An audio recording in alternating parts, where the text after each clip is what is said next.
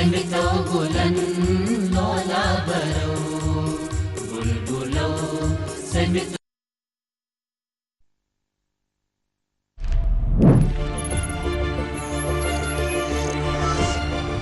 सबसे पहली चीज़ ये कि टूरिज़्म के लिए 2-3 डेस्टिनेशन ऐसी बनानी पड़ेंगी जो अट्रैक्ट करें टूरिस्ट को। हम टूरिज़्म की बात जब करते हैं तो यहाँ पे हर एक का आना जो है वो इजली होना चाहिए, कोई प्रॉब्लम नहीं होनी चाहिए। मैं चाहता हूं कि इसको ऑनलाइन किया जाए, इसके पोर्टल जो है उसको वायरल किया जाए ताकि लोगों को आसानी हो, घर में बैठे हुए परमिशन बनाकर करना का रुख करें। ट्रैकिंग के लिए भी अच्छी जगह है, नाइट स्टे के लिए है, कैंपिंग के लिए है, ऊपर जरला है हमारा।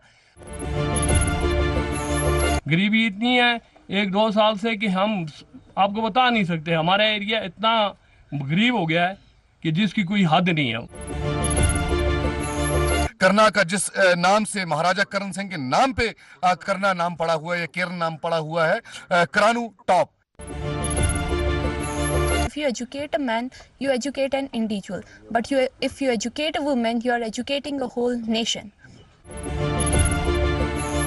वुमेन एम्पावरमेंट का मतलब सिर्फ ये नहीं है कि आप लड़कियों को, औरतों को आज़ादी दें, बल्कि ये है कि आप उनको अपॉर्चुनिटीज़ दें, उनको फ्रीडम दें और उनको एजुकेशन दें ताकि वो हर फील्ड में आगे बढ़ सकें।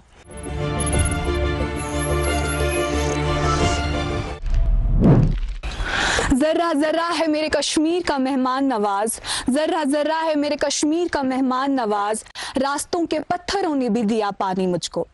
नाज़रीन, कश्मीर में कई सारी ऐसी जगहें हैं जो टूरिज्म के हवाले से मशहूर है। इसी तरह करना वैली का नाम जब सुनते हैं तो हमारे दिमाग में भी बॉर्डर टूरिज्म जरूर आता है। टूरिज्म के हवाले से बहुत पोटेंशियल होने के बावजूद भी यहाँ का जो टूरिज्म सेक्टर है वो उस कदर डेवलप नहीं हो पाया है। तो यहाँ के लोगों को इंतजामिया से मिलकर क्या कुछ इकदाम उठाने चाहिए ताकि यहाँ का टूरिज्म सेक्टर डेवलप हो, जानने की कोशिश करेंगे यहाँ के लोगों से। टूरिज्म के हवाले से मैं इतना ही कहूँगा कि टूरिज्म के लिए कुछ एक इकदामात जो हैं वो सरकार ने, लोकल एडमिनिस्ट्रेशन ने उठाने होते हैं। पब्लिक का इसमें बहुत अहम रोल रहता है। पब्लिक जो है उसके अंदर एक मैं कहता हूँ कि जो मेहमान नवाजी के लिए जानी जाती है, हेल्पफुल नेचर उनका हो, उनको पूरी तरह से ये सिविल एडमिनिस्ट्रेशन का फ़र्ज़ अव्वल है कि वो वहाँ की आम आवाम को अवेयर करे जाकर के कि टूरिस्ट जो आते हैं उनको किस तरीके से इस्तकबाल करना होता है। करना में पहुंचने के लिए मुझे ये चीज़ समझ नहीं आती कि आज के इस दौर में जहां हर एक चीज़ जो है वो हम इंटरनेट या ऑनलाइन जो है वो करते हैं, लेकिन इलाके करना के लिए जो प्रोसेस रखा है इन्होंने परमिशन के लिए, वो इन्होंने ऑफलाइन रखा है। कभी लोकल थाने से लिख के लाओ, पुलिस स्टेशन से, फिर कालपुरा में आओ, वहाँ से परमिशन लो, फिर वहाँ से उनको बड़ी मुश्किलात से यहाँ तक पहुँचना पड़ता है। बेहतर समझते हैं लोग कि घर ही बैठे रहें, करना का सफ़र ना ही किया जाए तो बेहतर है। मैं चाहता हूँ कि इसको ऑनलाइन किया जाए, इसके पोर्टल जो है उसको वायरल किया जाए ताकि लोगों को आसानी हो, घर में बैठे हुए परमिशन बनाकर करना का रुख करें। सबसे पहली चीज़ ये कि टूरिज़्म के लिए 2-3 डेस्टिनेशन ऐसी बनानी पड़ेंगी जो अट्रैक्ट करें टूरिस्ट को। और उसमें सबसे बड़ा कदम ये हो सकता है कि शारदा पीठ, जो शारदा यात्रा है, उसको अगर शुरू कर दिया जाए तो उसकी वजह से जो टूरिज़्म है वो ज़्यादा से ज़्यादा यहाँ पे आएगा और यहाँ के लोकल लोगों का फ़ायदा हो सकता है। टूरिज़्म इसलिए कम हुआ क्योंकि वो जो डर का माहौल जो पहलगाम में हुआ पिछली बार, आरू वैली में, जहां हमारे 25-26 नहत्ते लोगों का कत्ल किया गया, तो जाहिर सी बात है कि एक गलत इम्प्रेशन गया हमारे बारे में भी और हमारी वैली के बारे में भी। तो वो आहिस्ता आहिस्ता करके दूर हो सकता है और उसका साथ आप लोगों का भी हमें साथ चाहिए, क्योंकि आप सोशल मीडिया या आपके अपने प्लेटफॉर्म के ज़रिए आप लोगों को बता सकते हैं, यहाँ के लोगों की दिल की बात उन तक पहुँचा सकते हैं। पहलगाम के बाद जो मैं बात करूं, जो ऑपरेशन सिंदूर हुआ, ऑपरेशन सिंदूर में जो हमारी सेना ने उनको मुंह तोड़ जवाब दिया और उनको ये बार बार कहा कि आप लोग अगर ऐसी गलती करेंगे तो ऑपरेशन सिंदूर ख़त्म नहीं हुआ है बल्कि ये कंटिन्यू है। लेकिन मैं एक रिक्वेस्ट करूंगा कि उस ऑपरेशन सिंदूर में जो आम गरीब लोगों का नुकसान हुआ, चाहे वो दुकानदार थे, चाहे वो मालके मकान थे, या चाहे वो गाड़ियां वाले थे, जो अपना रोजगार दिन को कमाते थे, उन्हीं के जरिए अपने बच्चों को पालते थे, लेकिन आज तक उनको उनकी कंपनसेशन नहीं मिली है। तो मेरी रिक्वेस्ट रहेगी गवर्नमेंट से कि उनको उनकी कंपनसेशन दी जाए जितना वो हक रखते हैं। हम टूरिज्म की बात जब करते हैं तो यहाँ पे हर एक का आना जो है वो इजली होना चाहिए, कोई प्रॉब्लम नहीं होनी चाहिए। तो यहाँ पे 2-3 स्पॉट ऐसे हैं, क्योंकि ये बॉर्डर एरिया है, लाइन ऑफ कंट्रोल के नज़दीक है, यहाँ पे हमेशा चेकिंग रहती है। और परमिशन की बात करें, परमिशन में बड़ी प्रॉब्लम आती है, तो कई बार 5-5 घंटे लग जाते हैं और जो बाहर से आएंगे उनको तो 2 दिन लग जाते हैं। तो हमें जो परमिशन है इसको ऐसा करना होगा, ऑनलाइन परमिशन के लिए अप्लाई करना होगा, या कुछ ऐसा इनको ऑप्शन ढूंढना पड़ेगा एडमिनिस्ट्रेशन को, ताकि ईज़िली जो है वो परमिशन मिल सके। दूसरी बात यह है कि जब भी वहाँ से कोई आता है उसकी तो चेकिंग इतनी नहीं होती है। जब यहाँ से जाते हैं तो 2 या 3 घंटे लग जाते हैं उसको चेकिंग करने में, तो फिर वो दोबारा नहीं आता है, क्योंकि उसको पता है कि जब मैं वहाँ जाऊँगा तो फिर मुझे वहाँ से प्रॉब्लम हो सकती है। अब क्या है, इंडियन आर्मी की हेल्प से यहाँ पे डन्ना पर एक टूरिस्ट स्पॉट जो है वो बनाया जा रहा है। मेन जो चीज़ है वहाँ पे, जो डन्ना पे, वहाँ पे चेकिंग पॉइंट जो है, चेकिंग पॉइंट्स ऐसे बनाए जा रहे हैं, कम से कम 3-4 पॉइंट्स वहाँ पे बनाए गए हैं, जहाँ पे इजीली जो है वो कोई भी सामान होगा आपका 5 मिनट में या 2-3 मिनट में आपका वो स्कैन हो जाएगा। जिस तरह से आपने देखा होगा एयरपोर्ट्स के अंदर जिस तरह से सिस्टम बना हुआ है, ऐसा सिस्टम जो है वो डन्ना पे बनने जा रहा है। तो आई होप कि नेक्स्ट ईयर वो हो जाएगा, इंशाल्लाह स्टार्ट हो जाएगा। तो उसके साथ साथ जो साधना की रोड है, जब कोई भी टूरिस्ट पार से आता है तो एक सीनिक ब्यूटी, जो स्नो कैप्ड माउंटेन्स हैं वो देखने को मिलते हैं। तो ट्रैकिंग के लिए बहुत ज़बरदस्त जगह है। तो रास्ते में जब वो आते हैं, अगर वहाँ पे टी स्टॉल्स जो हैं वो लगाए जाएं और कुछ छोटी मोटी शॉप्स वहाँ पे खोली जाएं, तो उससे क्या होगा, एक तो रोज़गार भी बढ़ेगा, दूसरा जो टूरिस्ट है, क्योंकि जो भी टूरिस्ट लोग आते हैं, ख़ासकर जो ट्रैकिंग के लिए आते हैं, उनको चाहिए कि हाँ 10 किलोमीटर के बाद कम से कम एक चाय की चुस्की हो, ठीक है। अब उसके साथ साथ अगर हम जब आ जाते हैं टंगडार के अंदर, मेन टंगडार के अंदर अगर हम टूरिज़्म की पोटेंशियल की बात करें, सबसे पहला है इको टूरिज़्म। इको टूरिज़्म में यहाँ पे डन्ना आता है, शमसपोरा आता है, सुलेमान का कलडारा आता है, करानू आता है, और ये ट्रैकिंग पॉइंट्स भी बन सकते हैं और इको टूरिज़्म के लिए भी हम इनको बढ़ा सकते हैं। हमने जैसे टिठवाल है, आर्मी ने उसको अजमत हिंद बनाया, एक पॉइंट बन गया ना टूरिज्म के, जो भी जाता है मुझे अजमत हिंद देखना है। आगे एक ब्रिज है जो हमारी हिस्टोरिक ब्रिज है जो इंडिया और पाकिस्तान को जोड़ता है, तो वो एक पॉइंट बन जाता है। ऊपर के इलाके में आप देख लो, मनरेगा का फंड यूटिलाइज होता है, गवर्नमेंट की और बहुत सारी स्कीम्स हैं, कितने सारे पर्टिकुलर एरियाज हैं जिनको हम अगर थोड़ा सा बनाएंगे, मामूली सी उसमें डेवलप करनी है। आप रास्ता अच्छा तामीर कर दो, ऊपर कुदरत की तरफ से प्लेन जगह बनी हुई है, कहीं पे वाटर स्प्रिंग है, ऊपर हमारा वाटरफॉल है, पब्लिक जाती है देखती है, वहां पे आप देखो सरकार ने क्या डेवलपमेंट लाई है, आप बोलो जीरो। ऐसी ऐसी जगह को एक्सप्लोर करना, आइडेंटिफाई करना और उन पे थोड़ा सा डेवलपमेंट काम पॉलिश कर देना, और फिर उसके बाद क्या है कि आप जैसे आर्मी अप्रोच करती है, जैसे रिसेंटली एक रूबल नागी जी जो फाउंडर हैं इसकी रूबल आर्ट फाउंडेशन की, उनको यहाँ पे लाया, उनकी एक वीडियोस वहाँ पे जब चली, मैंने भी उनकी एक वीडियो डाली, उसने मुझे शेयर किया था वहाँ पे, मतलब कोलैबोरेट किया था, तो उससे मेरे चैनल को भी थोड़ा सा या मुझे भी फायदा मिला। तो इस इलाके को उन लोगों के द्वारा जो है बड़े पैमाने पे देखा जाता है, क्योंकि वो हर जगह जाते हैं, लोगों को बताते हैं। ऐसी शख्सियत को अगर फौज अपने तरीके से यहाँ पे इस तरह से इस सोच के साथ काम करके इस इलाके की बॉर्डर टूरिज्म को डेवलप करने के लिए कोशिश कर सकती है, तो सिविल इंतजामिया को भी चाहिए, ये जो इलाके हैं जिनमें जो हमारी छोटी छोटी जगह है, बिड़वन है, ऊपर दुधवैया है, इस तरह हमारा कलडारा है, सुलेमान का जो चश्मे हैं हमारे 360, करानू है ना, ट्रैकिंग के लिए भी अच्छी जगह है, नाइट स्टे के लिए है, कैंपिंग के लिए है, ऊपर जरला है हमारा।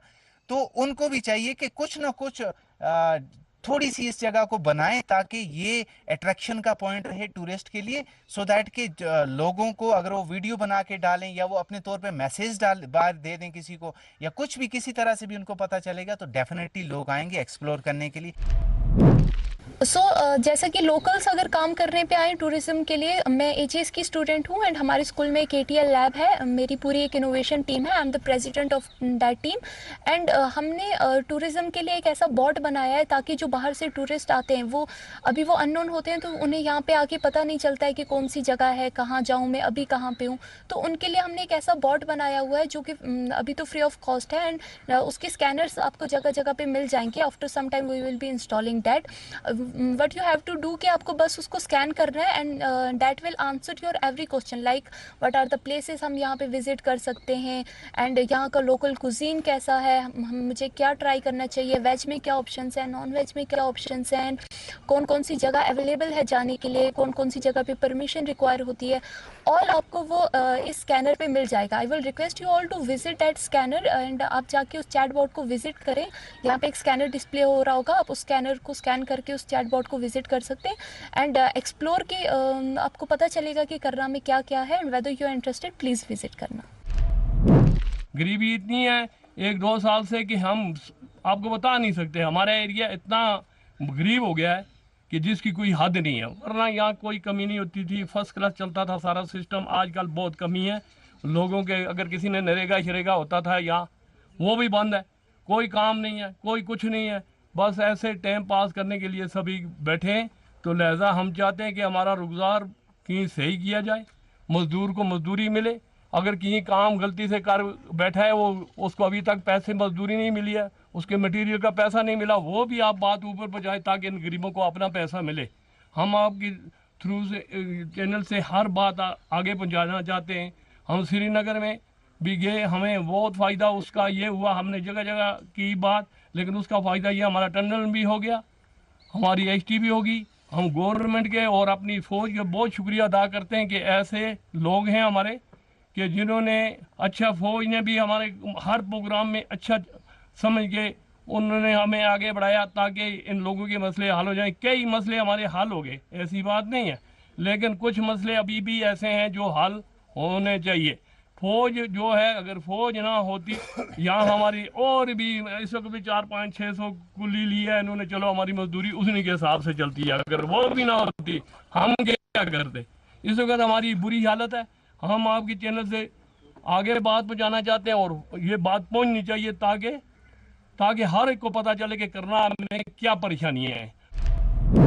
पब्लिक जो हेरिटेज है यहाँ पे, हमारी जामे मस्जिद है जैसे टंगडार की शामदान जामे मस्जिद बहुत पुरानी है, लोग इन्हीं चीज़ों को देखने आते हैं। वाटर बॉडीज यहाँ हैं, उसके बाद करना का जिस नाम से महाराजा करण सिंह के नाम पे करना नाम पड़ा हुआ है या केरन नाम पड़ा हुआ है, करानू टॉप जो माउंटेन जिसके ऊपर वो रहते थे। अभी एक बच्ची ने तारीख का हवाला देते हुए ये भी कहा कि वहाँ पे महाराजा करण सिंह के हवेलियों के खंडरात, पहाड़ी में कहते हैं करण सिंह दी हवेलियाँ, वो खंडरात मौजूद हैं। तो करानू को किस तरीके से इन्होंने डेवलप किया हुआ है। और नेचुरल वेजिटेशन की बात करते हैं यहाँ पे, या नेचर को बचाने की, तहफ़्फ़ुज़ देने की बात करते हैं यहाँ पे, तो फिर ये जंगलात जल क्यों रहे हैं हर रोज़। फिर ये जंगलात को, अगर ये जंगलात जल गए तो यहाँ के फॉरेस्ट डिपार्टमेंट के पास या फायर एंड इमरजेंसी जो हमारा डिपार्टमेंट है उनके पास ऐसी फैसिलिटीज क्यों नहीं है कि इन जंगलात को, नेचुरल वेजिटेशन को, यहाँ के पब्लिक जो प्रॉपर्टी है इसको बचाया जा सके। तो ये जंगलात अगर कटते नहीं है तो यहाँ पे इनके बाकियात कैसे हैं, ऊपर से पेड़ है ही नहीं, नीचे खाली जड़ें वहां पे बची हुई है। तो ये ड्यूल फेस जो है ये सरकार का भी हमें पसंद नहीं है, अगर सिविल एडमिनिस्ट्रेशन इसमें इन्वॉल्व है उनका भी ये चेहरा हमें पसंद नहीं है। करना वाकई में खूबसूरत जगह है और इसकी खूबसूरती को बरकरार रखने के लिए एडमिनिस्ट्रेशन का और एज वेल एज पब्लिक का गहरा जो है रोल रहेगा। और इसके लिए मैं चाहता हूं कि यहाँ के लोग जो है उनको फायदा तभी मिलेगा जब वो लोग खुलकर सामने आएंगे। और मैं यहाँ पे एग्जाम्पल देना चाहता हूँ ले लद्दाख की, कि वहां पे आप गंदगी जो है नाखून काट के भी रोड पे नहीं डाल सकते, वहां के लोग आपको मार डालेंगे। तो वो कंसेप्ट यहाँ पे लाना बहुत जरूरी है। नाज़रीन, अभी तक हम बात कर रहे थे एजुकेशन के बारे में, टूरिज़्म के बारे में, तो वही हमारे लिए ज़रूरी बनता है कि हम बात वुमेन एम्पावरमेंट की करें, क्योंकि औरत अगर तरक्की याफ्ता नहीं होगी तो हमारा समाज, हमारी सोसाइटी भी तरक्की याफ्ता नहीं होगी। हमारी औरतें जो है वो हमारी मुल्क का मोर देन 0.5% जो है पॉपुलेशन की है, लेकिन अभी भी उन्हें उस तरह के हकूक़ नहीं दिए जाते। अभी भी लिटरेसी की बात करूँ तो हमारी औरतें बहुत बहुत पीछे हैं। तो यहाँ के लोगों से जानने की कोशिश करेगी कि यहाँ की औरतों को, यहाँ की लड़कियों को किस तरह की एजुकेशन फराहम की जाती है, किस तरह के राइट्स उन्हें दिए जाते हैं और क्या इनका पर्सपेक्टिव है वुमेन एम्पावरमेंट को लेके। वुमेन एम्पावरमेंट का मतलब सिर्फ ये नहीं है कि आप लड़कियों को, औरतों को आज़ादी दें, बल्कि ये है कि आप उनको अपॉर्चुनिटीज़ दें, उनको फ्रीडम दें और उनको एजुकेशन दें ताकि वो हर फील्ड में आगे बढ़ सकें। तो हमारे एरिया में कहने की बात तो ये है कि हम बोल देते हैं लड़कियों को लड़कों के बराबर हुकूक दिए जाते हैं या फिर लड़कियों को लड़कों के बराबर रखा जा रहा है, मगर जब देखते हैं हम यहाँ हमारे लोकल एरिया में स्टैटिस्टिक्स देखते हैं, हमारी जो लड़कियां हैं जो कॉलेज जाती हैं या स्कूल जाती हैं, उनका जेंडर रेशियो लड़कों के मुकाबले आज भी बहुत कम है। ड्रॉप आउट रेट बहुत ज़्यादा है लड़कियों का। 8th फॉर एग्जांपल वो 8th तक पढ़ती हैं या 10th तक पढ़ती हैं, तो उसके बाद एक दिमाग में एक चीज़ बिठाई जाती है बचपन से ही कि अब तो बस तुमने पढ़ लिया, अब क्या ही करना है, घर बैठना है। तो एक ये चीज़ है, तो उनको अपने सपने छोड़ने पड़ते हैं, कहीं ना कहीं उनको अपने सपनों को दबाना पड़ता है, वो आगे नहीं बढ़ सकती हैं। तो वुमेन एम्पावरमेंट का मतलब ये है कि वुमेन को इक्वल राइट्स दिए जाएं लड़कों के हिसाब से, जितने कि एक लड़का, जैसे कि एक लड़का हमारे माहौल में वो उसको जितने हक हैं वो पढ़ेगा, वो आगे जाएगा या फिर वो बाहर जाके अपनी स्टडीज़ कंप्लीट करेगा, तो एक लड़की को भी उतने ही हक दिए जाने चाहिए। उसके अलावा ये बात है कि सिर्फ ये नहीं है कि सिर्फ उसको हक दिए जाएं, उसके साथ साथ ये है कि उसको इंडिपेंडेंस होनी चाहिए एक लड़की, जितना एक लड़का आज़ाद है। अब हम बोलने में तो ये चीज़ बोल देते हैं, पर जो बात आती है हमारी सोसाइटी की, तो वो लोग एक्सेप्ट नहीं करते हैं इस चीज़ को कि उनकी बेटी कहीं बाहर जाए, वो पढ़े या फिर कहीं प्राइवेट जॉब करे, और बिजनेस का तो दूर दूर तक बात ही नहीं है। अगर कोई लड़की यहाँ पे सोचती है बिजनेस करना, तो वो पहले ही सोसाइटी के डर से या फिर अपने घर वालों के डर से चुप करके बैठ जाती है, क्योंकि उसे पता है कि वो अगर घर से बाहर निकलेगी ये बोल के तो 1000 लोग सवाल उठाएंगे, हकारत की नज़र से देखा जाएगा उसे। आज मैं यहाँ पे बात कर रही हूँ वुमेन एम्पावरमेंट के बारे में। सबसे पहले हमें वुमेन एम्पावरमेंट का मतलब समझना होगा। तो इसका मतलब है वॉइस एंड चॉइस, यानी कि एक औरत को बोलने की आज़ादी और उसको चूज करने की आज़ादी, whatever they want to choose.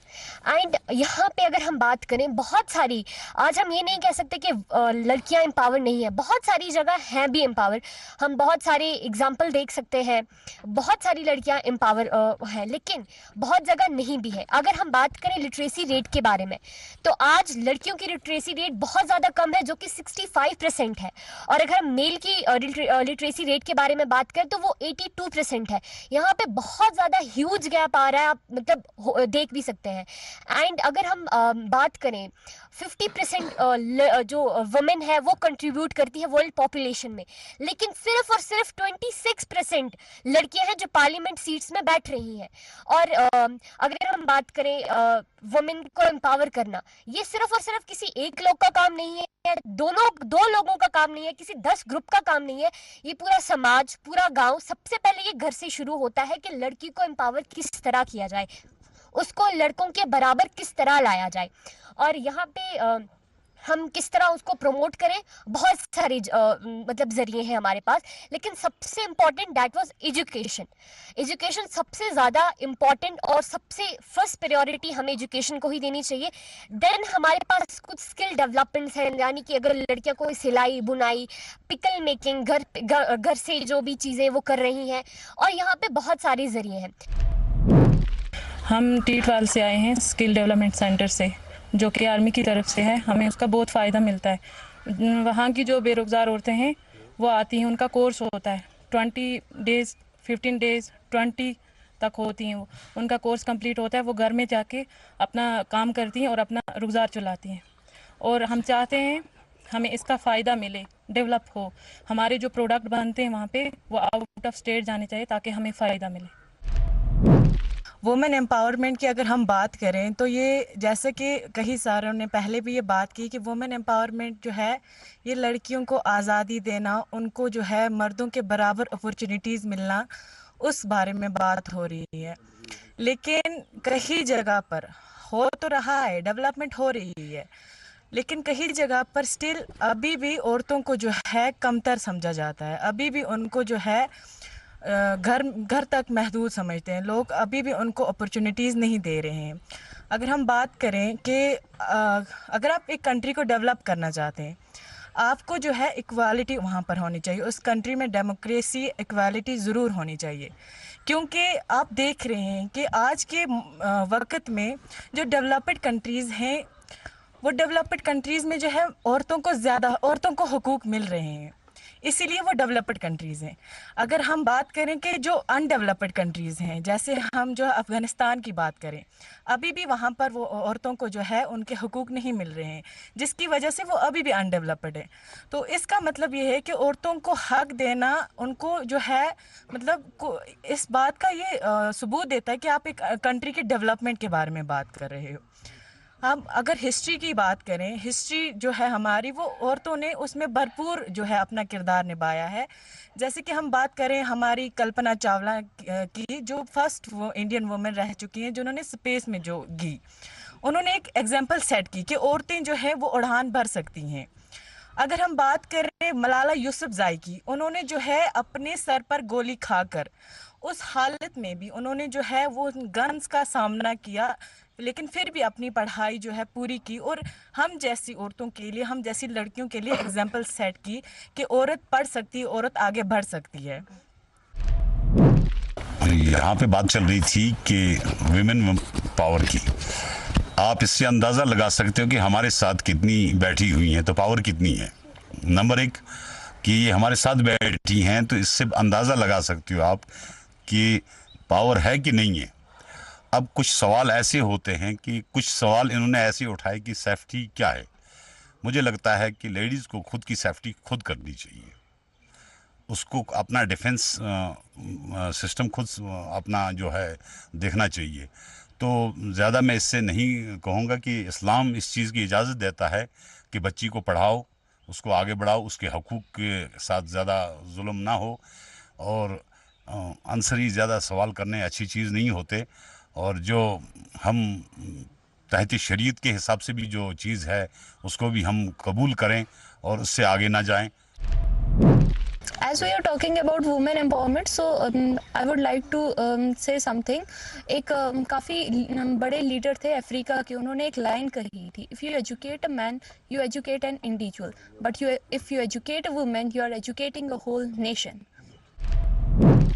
मेरा मानना ये है कि करना के अंदर अब हमारी जो लड़कियां हैं ये हर फील्ड में आगे जा रही है और इन्हें किसी किस्म की रोक टोक नहीं दी जाती। रही बात इनकी शरह तालीम की, तो कुछ एक बच्चियां जो हैं वो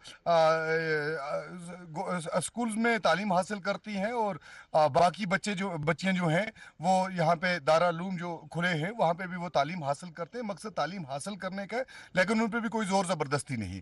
लेकिन इलाके करना में गुज़िश्ता कई टाइम से मैं ये चीज़ नोटिस कर रहा हूँ, being general secretary of civil society करना, मैंने ये चीज़ देखी है कि हमारे करना के अंदर आज भी जो फार फ्लंग एरियाज है, उन फार फ्लंग एरियाज में औरतें जो हैं वो अभी भी घरेलू तशद्दुद का शिकार है। यहाँ पे पिछले साल एक फीमेल की डेथ हो जाती है, उसको सिगरेट्स के साथ जलाकर मार दिया जाता है। तो मुझे बताएं कि उसके खिलाफ यहाँ पे किसी ने आवाज नहीं उठाई। इलाके कन्ना के अंदर डोमेस्टिक वायलेंस सामने नहीं आता। रीजन ये है कि यहाँ पे वुमेन सेल जो है उस तरह से एक्टिवेट नहीं है। यहाँ पे कोई वुमेन एम्पावरमेंट के लिए खड़े होने वाली कोई इस विंग की कोई ऑर्गेनाइजेशन नहीं है। अगर कोई ऑर्गेनाइजेशन होती तो वो औरतें जो है खुलकर अपना जो दुखड़ा है वो उनके सामने शेयर करती, साझा करती और उनको इंसाफ मिलता। लेकिन मर्द यहाँ पे कितनी भी एनजीओ बना लेंगे, कितना भी अवेयर करेंगे, देयर आर सम रिस्ट्रिक्शंस, वो आगे नहीं बढ़ सकते। मुझे बताएं, आए दिन आप रिकॉर्ड उठा कर देख लें, पुलिस रिकॉर्ड। यहाँ पे बैठे हुए हमारे सरपंच हजरात हैं, मैं उनसे दरियाफ्त करना चाहता हूं कि वो यहाँ पे खुदा को हाजिर नाजर रखकर कह दें कि हमारे पास महीने में अगर 50 केस आता है, 50 में से 40 केस सिर्फ डोमेस्टिक वायलेंस का होता है, तशद्दुद होता है। तो मैं सिर्फ इतना ही कहता हूं कि गन्ना के अंदर अल्हम्दुलिल्लाह हमारी बच्चियां जो हैं बड़ी होनहार है, यहाँ पे शागिर्द बैठी हुई हैं। तो मैं चाहता हूं कि कुछ बच्चियां जो हैं वो मिलकर एक ऑर्गेनाइजेशन बनाए इन फार फ्लंग एरियाज में, वुमेन को न सिर्फ अवेयर करें बल्कि उनको जिंदगी का एक सलीका जो है अच्छा वो सिखाएं और वो अपनी आवाज को ताकि सबके सामने रख सके। व बाकी नाज़रीन, अभी हम अपने प्रोग्राम को आगे बढ़ाएंगे और आप तक जरूर पहुंचाएंगे कि यहाँ के लोगों की क्या कुछ राय है, क्या कुछ सजेशंस है, लेकिन अभी हमें वक्त इजाजत नहीं देता। अभी हमारे प्रोग्राम का वक्त यहीं पर इख्तिताम को पहुंचता है। अगर आप भी चाहते हैं हमारे प्रोग्राम में अपने इलाके के मसले मसाइल शमूल करना तो दिए गए साइट्स पर हमें राब्ता करें। तब तक के लिए दीजिए रूबरू की पूरी टीम को इजाजत। अल्लाह हाफिज।